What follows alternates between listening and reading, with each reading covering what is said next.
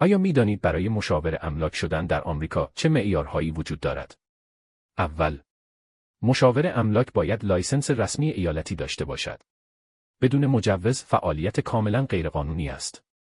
دوم، قبل از گرفتن لایسنس باید دوره‌های آموزشی مخصوص را بگذراند و در امتحان ایالتی قبول شود.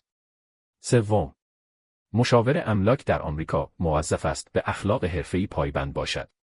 صداقت، شفافیت و حفظ اطلاعات مشتری اصل اساسی است.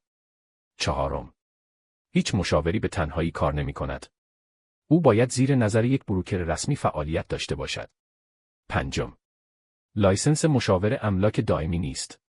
هر چند سال باید تمدید شود و آموزش‌های جدید گذرانده شود. اینجا فی ریال استیت ایجنت همکار قابل اعتماد شما در ایالت کالیفرنیا، شهرهای ساکرمنتو و الک گروو است. برای خرید، فروش و مشاوره حرفه‌ای املاک در کنار شما.